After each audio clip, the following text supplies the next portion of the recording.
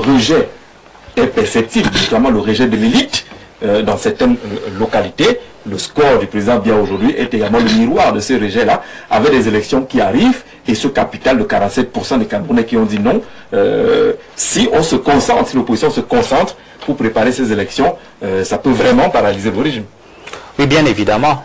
Nous avons vécu le 12 octobre, ce que plusieurs qualifient, et à raison de votre sanction.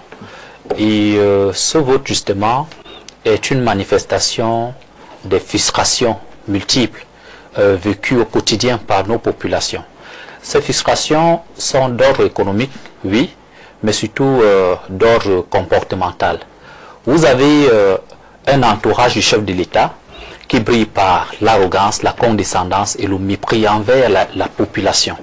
Moi, je crois que lorsque on a de l'autorité, on doit utiliser cette autorité pour servir, pour protéger, et non pour brimer et pour menacer. Les Camerounais sont frustrés parce qu'ils entendent au quotidien le discours des personnes qui sont censées les représenter, les rassurer, mais ils écoutent plutôt des propos de nature à les infantiliser. Lorsque vous êtes ministre, ne fait pas de vous un savant qui se permet, qui se permet de parler de manière condescendante à tout un peuple, parce que le peuple est souverain et l'administration est au service du peuple. Lorsque j'ai dit ça, au niveau local même, ces élites, ils servent à quoi?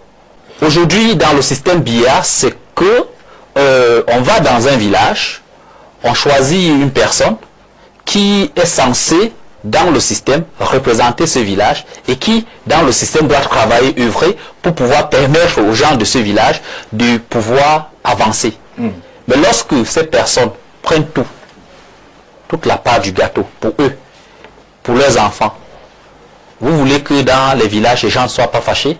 C'est le cas aujourd'hui. On a vomi l'élite du RDPC parce que c'est une élite égoïste et condescendante. Je suis très d'accord que nous, opposition, nous devons transformer ces frustrations en une force de mobilisation. Je suis très d'accord que l'élection présidentielle au Cameroun, avec M. Biya, candidat, avec les institutions que nous voyons là, avec le code électoral actuel, c'est presque impossible, pour ne pas dire quasi impossible, de gagner les élections, ou du moins de prouver qu'on a gagné, et enfin de prendre le pouvoir. Donc, avec Kamto, avec Chiroma, nous avons échoué de prendre le pouvoir par le haut. La solution, elle est simple. On peut essayer par le bas. Il faut donc, dès aujourd'hui, se mettre au travail de manière globale, de manière synergique, pour préparer les élections locales. Parce que si on réussit à être majoritaire à l'Assemblée nationale, lorsque je parle de nous, je parle de l'opposition, de la vraie, alors on pourra modifier le code électoral dans notre pays. Et si le code électoral est modifié, je crois que le jeu politique peut se faire. Et si nous sommes majoritaires à l'Assemblée nationale, je pense que nous allons contrôler le pouvoir. Parce que plusieurs personnes l'oublient. Peut-être parce que nos leaders politiques d'opposition classiques ne font pas un réel travail de sensibilisation. Le cœur du pouvoir, le cœur de la démocratie, c'est l'Assemblée nationale, c'est le Parlement. C'est là-bas que nous devons batailler pour être.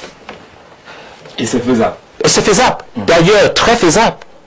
L'opposition a déjà gagné, pratiquement gagné dans ce pays avec un code électoral qui était 10 fois plus pire. C'est difficile de voler les élections au niveau local.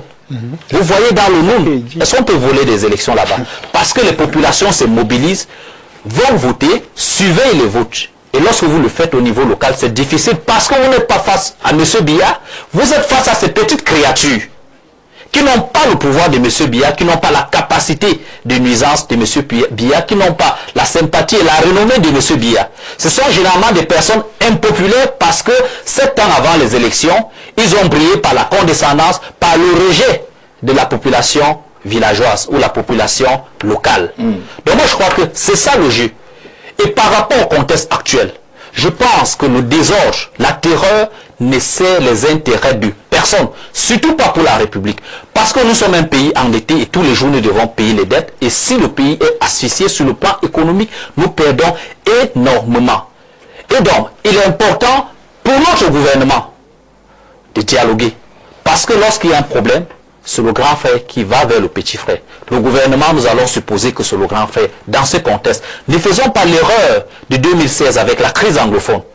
Les discours de mon confrère DP, M. Gaba, sont des discours, à ne pas écouter les discours du genre, M. bien trop pacifiste, si c'était Poutine, il devait écraser, Chiroma va aller en prison, vraiment, vous l'en va vous arrêter. Non, ce n'est pas ce discours qu'on doit entretenir aujourd'hui et maintenant. Nous l'avons fait dans le cadre de la crise anglophone, disant que notre armée devait effacer les sécessionnistes en 2 heures de temps. Aujourd'hui, 10 ans après, nous sommes encore en pleine crise. Je crois que même au cœur de la guerre froide, le téléphone rouge était disponible, ouvert entre l'URSS et les États-Unis. Il faut dialoguer. Monsieur Chiroma connaît très bien le système connaît très bien Monsieur Chiroma. Ils ont travaillé plusieurs dizaines d'années ensemble. Je crois, puisque nous les avons qualifiés, la population les avait qualifiés des diables et que Monsieur Chiroma serait le bon diable parmi les diables. Donc, que les diables, entre guillemets, puissent se mettre ensemble, dialoguer, trouver une solution, parce que le petit peuple est en train de se mourir, parce que des personnes sont dans une bataille qui en réalité ne nous concerne en rien, parce que pour moi, M. Issa Chiroma est égal à M. Biya, M. Biya est égal à M. Chiroma. La situation actuelle du pays, tous sont comptables parce qu'ils ont géré la République pendant plusieurs dizaines d'années ensemble. Tous nous ont nagué ensemble. M. Chiroma en premier, parce que nous n'oublions pas ses propos, sa condescendance lorsqu'il était ministre de la communication. Parce que demain, M. Atangadji viendra se positionner comme un nouveau Chiroma et nous allons avoir la faiblesse de le croire. Non, entendez-vous?